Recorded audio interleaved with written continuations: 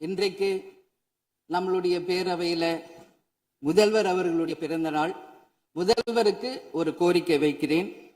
இங்கு நான் சட்டமன்றத்திற்கு வந்த நாட்களில் இருந்து அவை பணியாளர்கள் எல்லாருக்கும் இது மாதிரி ஒரு டம்ளர்ல ஒவ்வொரு இடமா போய் தண்ணி கொடுத்துக்கிட்டு இருக்காங்க. இன்னைக்கு நம்ம ரொம்ப அட்வான்ஸ்டா போயிட்டு இருக்கோம். இன்னும் ஸ்டில் அந்த ஓல்டு மாதிரி போயிட்டு இருக்கு. இல்ல ஒரே ஒரு விஷயம், மாண்பு உறுப்பினர் இந்த தேன் பாய்ந்து அந்த வார்த்தை அவைக்குள் நீக்கப்படுகிறது. அதை எடுத்துருங்க. அடுத்ததுங்க, இது மாதிரி கொடுக்கறது ஒன்லி கிளீன்லினஸ் ஒண்ணு. அவை பணியாளர்களுக்கு நிறைய வேலை இருக்கு. ஒவ்வொரு டேபிளா அவங்க தவழ்ந்து கொடுக்கறது நமக்கே பார்க்கறதுக்கு ஒரு மாதிரி இருக்கு. ஸோ சிஎம்க்கு ஒரு ரெக்வெஸ்ட், பெட் பாட்டில்ஸ்ல ஒவ்வொரு டேபிள்லயுமே பாட்டில்ஸ் நீங்க குடி தண்ணீர் வச்சிடலாம். குடிச்சிட்டு அவங்கவுங்க இடத்துல அவங்கவுங்க வச்சிட போறாங்க. இதனால கவர்மெண்ட்டுக்கு எக்ஸ்ட்ரா செலவும் ஒன்றும் வரப்போறது இல்லை. அவங்கவுங்க இடத்துல வச்சிடலாம் அப்படின்ற என் கருத்தை நான் சொல்றேன். ஏன்னா இது டம்ளர்ல கொடுக்கறதும் அது மறுபடியும் கேட்கறதும் அவங்க வருவதும் அவங்களுக்கு நிறைய பணிகள். அது பதில் ஒவ்வொரு சீட்ல ஒரு பெட் பாட்டில்ஸ் மாதிரி கண்ணாடி பாட்டில்ல வாட்டர் வச்சுட்டா அவங்களுக்கு தேவைக்கு எடுத்துட்டு கொடுத்துடலாம். ஸோ இது பிறந்த நாள்ல முதலமைச்சருக்கு ஒரு கோரிக்கை வைக்கிறேன். அதுக்கு நாம நெகிழியில வேண்டாம், பிளாஸ்டிக் பாட்டில்ஸ் நம்ம அலோவ் பண்ண வேண்டாம், கண்ணாடி பாட்டில்ல நம்ம வைக்கலாம். உறுப்பினர் மாண்புமிகு பேரவைத் தலைவர் அவர்களே, அந்நியார் அவர்கள் ஒரு நல்ல கருத்தை இங்கே சொல்லியிருக்கிறார்கள். அந்த கருத்து ஏற்புடையது அல்ல என்பதை நான் தெரிவித்துக் கொள்ள கடமைப்பட்டிருக்கிறேன்.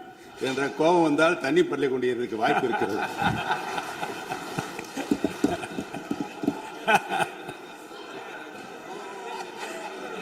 உறுப்பினர் பேசலாம். இப்போ தண்ணி பாட்டில் தான் வீசணும் கிடையாது, டம்ளர்ல கூட வீசி அடிக்கலாம். உறுப்பினர் ஒரு நிமிஷம். தலைவர் அவர்களே, நம்முடைய மாண்புமிகு முன்னாள் முதலமைச்சர் அண்ணன் ஓபிஎஸ் அவர்கள் ஒரு நிலையை குறிப்பிட்டு அதை எரிவதற்கான தண்ணி பாட்டில் எரிவதற்கான வாய்ப்பு இருக்கிறது சொன்னார்கள். ஒருவேளை அவருடைய தனிப்பட்ட அனுபவத்தின் காரணமாக அதை அவர் இங்கே குறிப்பிடுறாரா என்பதை நான் அறிய விரும்புகிறேன். மாண்புமிகு உறுப்பினர், ஏன்னா காலையில இருந்து ரொம்ப காரசாரமாவே போயிட்டு இருந்துச்சு. அதனால ஒரு ஹாப்பியா நம்மளுடைய முதல்வர் பிறந்த நாள்ல எல்லாரும் சந்தோஷமா இன்னைக்கு நம்ம அவையை செய்வோம். சோ பாட்டில் தான் வீசணும்ன்றது இல்ல, வன்முறைக்கு வேண்டும் என்றால் இங்க எவ்வளவோ இருக்கு, எது வேணாலும் வீசலாம். பட் நம்ம எண்ணம் அது கிடையாது. நிச்சயமாக தண்ணீர் என்றாலே பிரச்சனை தான் போல இருக்கு. அது காவேரி தண்ணீரா இருந்தாலும் டாஸ்மாக் தண்ணீரா இருந்தாலும் அது ஒரு பிரச்சனையா தான் இன்னைக்கு மக்கள்கிட்ட இருக்கு. உறுதியாக காவேரியிலும் சரி மேகதாதுலும் தமிழ்நாடு சட்டமன்ற உறுப்பினர் மட்டும் இல்ல, யாரும் அதற்காக விட்டு கொடுக்க போவதில்லை என்பது உறுதி. இன்னைக்கு நம்ம முதல்வர் அவரும் புதிதாக முதல்வராக இருக்கிறார். கர்நாடகா முதல்வரும் முதல் முறை முதல்வராக வந்திருக்கிறார். கேரள முதல்வரும் முதல் முறை முதல்வராக வந்திருக்கிறார்கள். சோ 3 முதலமைச்சர்களும் ஒன்று நட்பு ரீதியாக பேசி இந்த பிரச்சனைக்கு தீர்வு காணலாம். அப்படி இல்லை என்றால் அவங்க சொல்றது கேட்கலன்னா பக்காவா நம்ம சட்ட ரீதியாக ரொம்ப ரொம்ப பழமையான ஒரு விஷயத்தை அன்னைக்கு நான் சொன்ன மாதிரி பேசிக்கிட்டே தான் இருக்கிறோம். இது முழுமையாக தீர்வடைய வேண்டும்ன்றதா எல்லாருடைய கருத்து. இன்னைக்கு நம்மளுக்குள்ள வாதங்கள் பிரதிவாதங்கள் டிஸ்கஷன்ஸ் இங்கு வந்தாலும் இது நிரந்தரமாக தீர்க்கப்பட வேண்டும் என்பதில் யாருக்கும் மாற்று கருத்து இல்லை. இப்ப 2026 இருக்கும், 2026 வரைக்கும் இது கண்டினியூ ஆகக்கூடாது, இன்னொரு 100 ஆண்டு காலத்திற்கு என்பதுதான் எல்லோருடைய எண்ணம். சோ அது நடக்கணும். அது மட்டும் கிடையாது, இன்றைக்கு நேற்று நடந்த ஒரு விஷயம் தமிழ்நாட்டில். நேற்று நான் நேரடியாக சென்று பாதிக்கப்பட்டவங்களை பார்த்தேன். Yesterday was a black day for Tamil Nadu. Sunday black சண்டேவாக நேற்று இருந்தது. இதுவரைக்கும் தமிழகம் காணாத ஒரு பேர் விபத்து. இன்னைக்கு பேரிடர் எவ்வளோ பிரச்சனைகள் இருந்தாலும் ஒரு அமோனியா தாக்குதல்ல இத்தனை பேர் பாதித்தது தமிழக வரலாற்றில் முதல் முறை. அனைவரும் வடநாட்டை சேர்ந்த பெண்கள், 20 வயசுல இருந்து 25 வயசுக்குள்ள இருக்கிற இளம் பெண்கள். அவங்கள நேரா பார்க்கும்போது மிக மிக மனசுக்கு கஷ்டமாக இருந்தது. என்ன ஃபேஸ்ல பாக்குறோம், உதடு காது மூக்கு எல்லாம் ப்ளீட் ஆயிட்டே இருக்கு. அப்போ டாக்டர்ஸ் அங்க எக்ஸ்பிளைன் பண்ணாங்க, இங்க எளிய நம்ம என்ன பாக்குறோமோ அதுதான் இன்னர், அதாவது லங்ஸ். இதை பற்றி ரொம்ப விரிவான விளக்கத்தை எல்லாம் அமைச்சர் அளிச்சுட்டாங்க. சுருக்கமா அதை நான் பார்த்தேன், சரியானதுதான். நீங்க மேற்கொண்டு அதை பற்றி பேச ஆளுநர் உரைக்கு நன்றி தெரிவிக்கிற அந்த கருத்துக்கு வந்திருக்க நீங்க. கண்டிப்பா. அதனால நான் நினைச்சேன் இன்னைக்கு ஒரு நிமிஷம் அவங்களுக்காக நம்ம மௌன அஞ்சலி செலுத்துவோம் என்று நான் எதிர்பார்த்தேன். இருந்தாலும் பரவாயில்லை. சோ அவங்களுக்கு நான் நேத்தே சொன்னபடி முதலமைச்சர் அவர்கள் 2 லட்சம் ரூபாய் கொடுத்திருக்கார். உடனே அமைச்சர்கள் போய் பார்த்தாங்க. அதெல்லாம் பாராட்டுக்குரிய விஷயம். ஆனாலும் ஏழ்மை குடும்பத்திலிருந்து வந்திருக்காங்க. சோ கன்சிடர் பண்ணணும்னு சொல்லி நான் கேட்டுக்கிறேன். உரிய சிகிச்சை தரப்படுகிறது. அவங்க பிழைப்பது நிச்சயம் கடவுள் கையில இருக்கிறது. சோ எல்லாரும் அவங்களுக்காக ப்ரே பண்ணுவோம் சொல்லி இந்த நேரத்தில் நான் கேட்டுக்கொள்கிறேன். ஒரு பெண்ணா அந்த பெண்களை பார்க்கும்போது என்னால் அதை ஏற்றுக்கொள்ள முடியலை. அதனாலதான் சபையில் அதை நான் பேசுகிறேன். அதே போல இன்னைக்கு முதல் முறையாக மற்ற சப்ஜெக்ட் எல்லாம் பேசிட்டு இருக்கேன். என்னுடைய தொகுதியை பற்றி இதுவரைக்கும் நான் பேசவே இல்லை. நான் சட்டமன்ற உறுப்பினராக வெற்றி பெற உறுதுணையாக இருந்த திராவிட முன்னேற்ற கழகத்திற்கும் அதன் தலைவர் அண்ணன் ஸ்டாலின் அவர்களுக்கும் இந்த நேரத்தில் என் நன்றிகளை தெரிவித்துக் கொள்கிறேன்.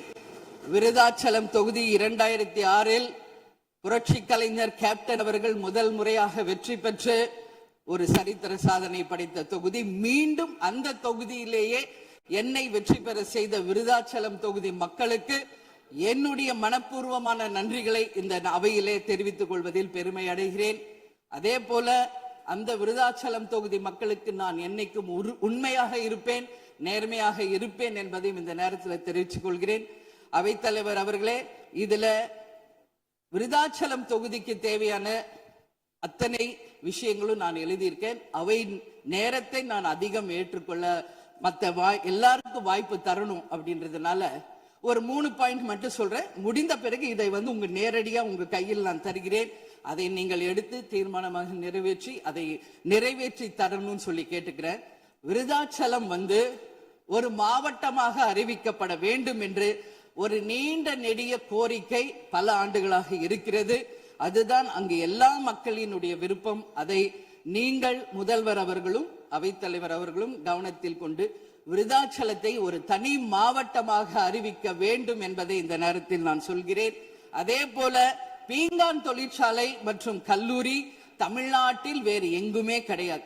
அது விருதாச்சலத்துல மட்டும்தான் இருக்கு. கவர்மெண்ட் அந்த ஃபேக்டரியும் சரி ஒரு காலேஜும் பட் ரொம்ப ரொம்ப ஒரு நலிவுற்ற நிலையில் இருக்கிறது. சோ அதை நீங்க கட்டாயமாக மிகப்பெரிய அளவுல டெவலப் பண்ணி அதன் மூலம் வேலை வாய்ப்பையும் அதே நேரத்தில் எக்ஸ்போர்ட் பண்றதுக்கும் கட்டாயம் அரசு நிச்சயம் எங்களுக்கு ஒத்துழைக்க வேண்டும் என்பதை கேட்டுக்கொள்கிறேன். விவசாயம் நிறைந்த பகுதி, அங்கு குடிதண்ணீர்ல மாசு இருக்கிறதுனால நிறைய மக்களுக்கு கிட்னி பாதிக்கின்ற ஒரு நிலைமை இருக்கு. சோ அங்க கூட்டு குடிநீர் திட்டத்தை கொண்டு வர வேண்டும். மரவள்ளி கிழங்கு, மக்காச்சோளம், நெல், கரும்பு இவைதான் அங்கு அதிகமாக விளைகிறது. சோ விவசாயிகளுக்கு முழு கடன் தள்ளுபடி செய்து விவசாயிகளுக்கு எல்லா விதத்திலும் இந்த அரசு உறுதுணையாக இருக்கணும் சொல்லி நான் கேட்டுக்கிறேன். அதே போல டெல்டா பிரச்சனை மட்டும் கிடையாது, இது தமிழ்நாடு பிரச்சனை. நம்மளுடைய நீர் ஆதாரம் எல்லாருக்கும் கிடைக்க வேண்டும் என்றும் கூறி இது அவை முடிந்தவுடன் இதை உங்களிடம் சமர்ப்பிப்பேன். இதை நீங்கள் ஏற்று இதை கட்டாயம் நிறைவேற்றி தர வேண்டும் தொகுதிக்காக என்று கேட்டுக்கொண்டு எல்லாருக்குமே இந்த நேரத்தில் இந்த அவையில் பேச வாய்ப்பு கொடுத்த அவைத்தலைவர் அவர்களுக்கும் இன்று பிறந்தநாள் காணும் முதல்வர் அவர்களுக்கும் என் நன்றிகளை தெரிவித்துக் கொண்டு அமர்கிறேன். நன்றி, வணக்கம்.